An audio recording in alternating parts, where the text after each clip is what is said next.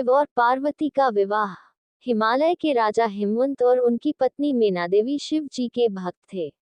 उनकी इच्छा एक ऐसी पुत्री पाने की थी जिसका विवाह में शिव जी के साथ कर सके।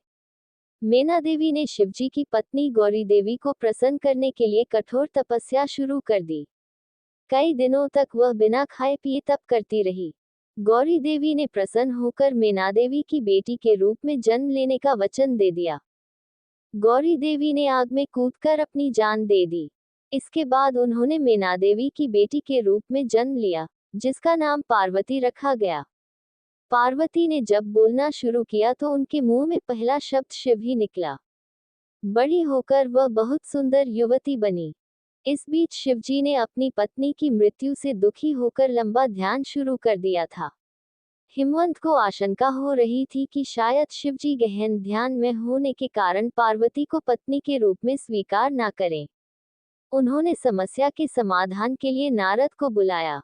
नारद ने उनसे कहा कि पार्वती तपस्या के जरिए शिव जी का हृदय जीत सकती थी।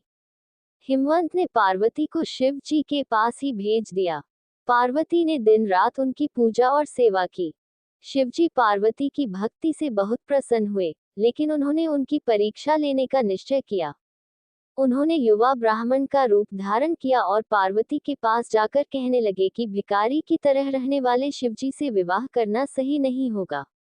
पार्वती यह सुनकर बहुत क्रोधित हुई। उन्होंने स्पष्ट कह दिया कि वे शिव को छोड़कर और किसी के साथ विवाह नहीं करेगी। उनके उत्तर से संतुष्ट होकर शिव अपने असली रूप में आ गए और पार्वती से विवाह करने को तैयार हो गए।